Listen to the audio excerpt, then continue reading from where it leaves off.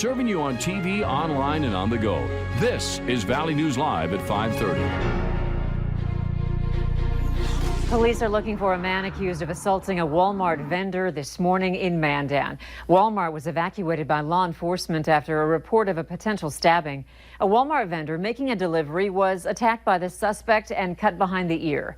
Police say the victim had never seen the suspect before. This is the man police are looking for. Officers believe he's in his 30s.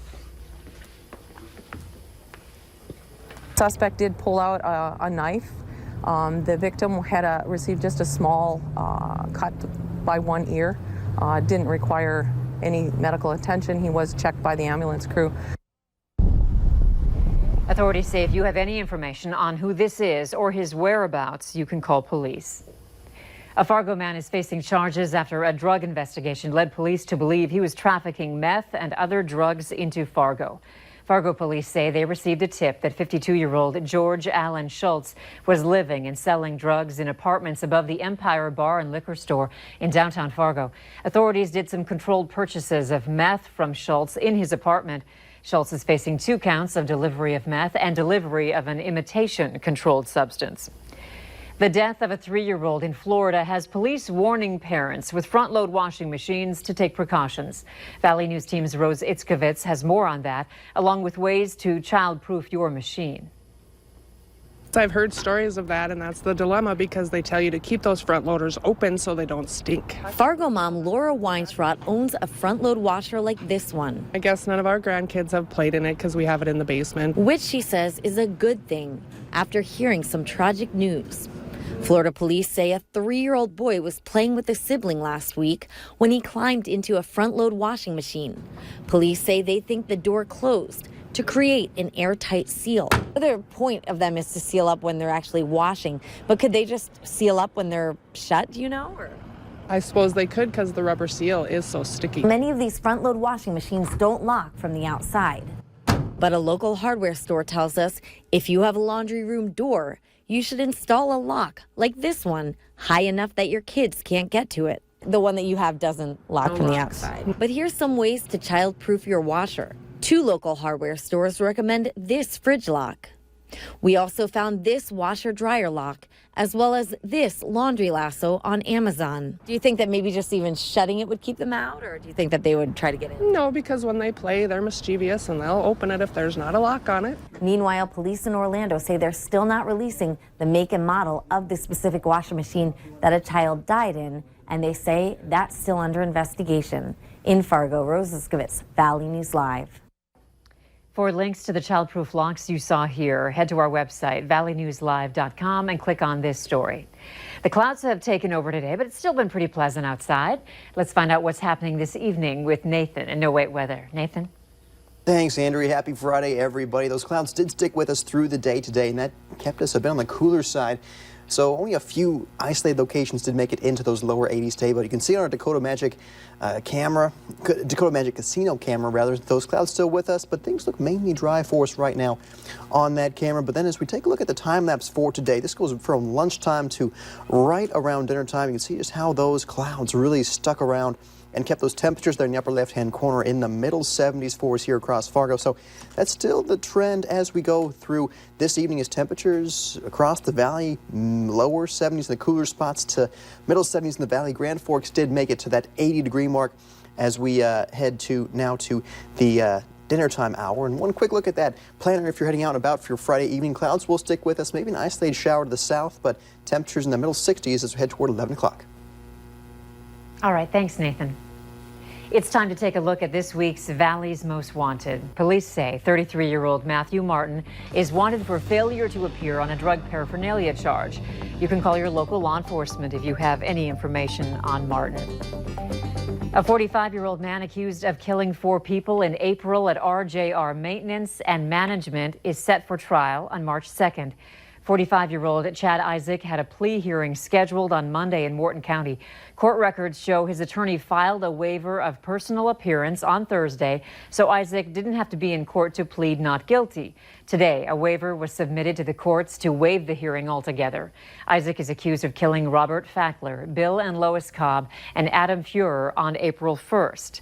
He's charged with 4 counts of murder, burglary, concealment within a vehicle, and unauthorized use of a vehicle. Police say 3 men are now in jail and more than $13,000 worth of cocaine is off the streets after a major drug bust. Miguel Castillo, Jared Trevino, and Raul Cruz were arrested and charged with first-degree controlled substance with conspiracy to sell.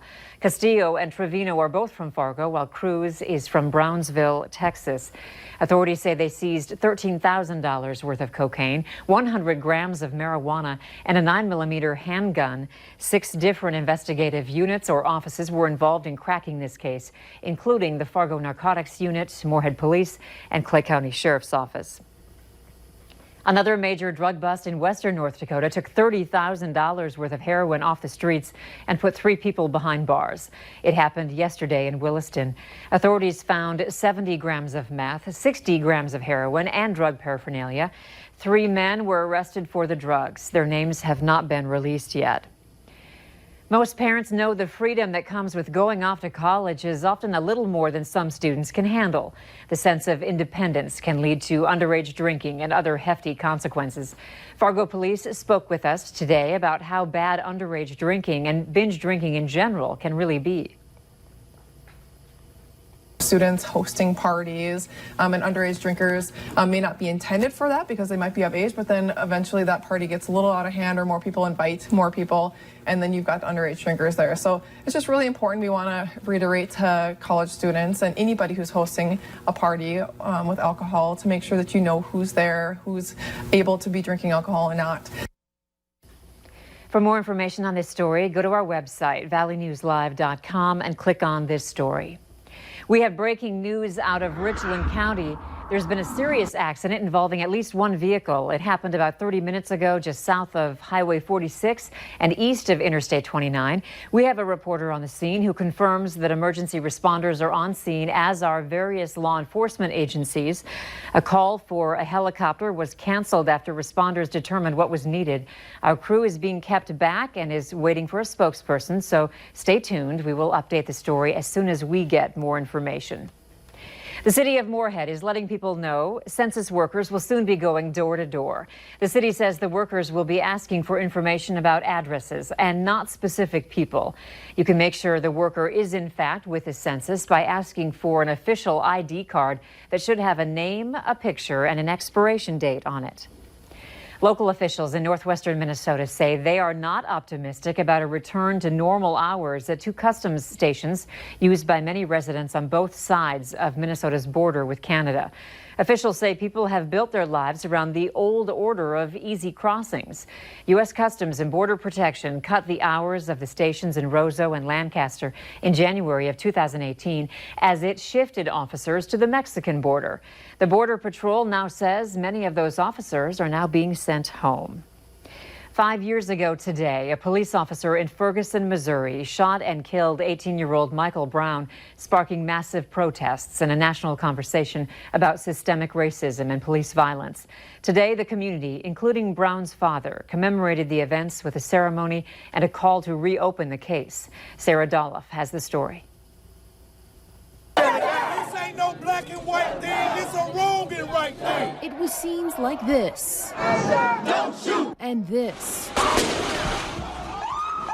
That 5 years ago became synonymous with the city of Ferguson, Missouri in the minds of many Americans. You're all willing to risk arrest? Yeah, definitely. Why? Yeah, there's too much impunity. How do things change? If people don't stand up. Months of protest, sometimes peaceful, sometimes violent, sparked by the death of Michael Brown, the unarmed 18-year-old shot and killed by police after Officer Darren Wilson said Brown tried to grab his gun, making him fear for his life. A grand jury chose not to indict Wilson. A half-decade later, the wounds still fresh for Brown's father. I could not protect him that day, and it breaks my heart. An investigation by the Justice Department uncovered a pattern of racial bias within the city's police department. It's not difficult to imagine how a single tragic incident set off the city of Ferguson like a powder keg. Today, that department and the city look much different, but problems persist. Poverty is high, and a New York Times investigation found black drivers are still stopped at disproportionate rates. Michael Brown's father is asking for his son's case to be reopened. I will stand and fight until the day I die for justice. 4.5 minutes of silence and a release of doves, marking the events of 5 years ago. Sarah Dolph, NBC News.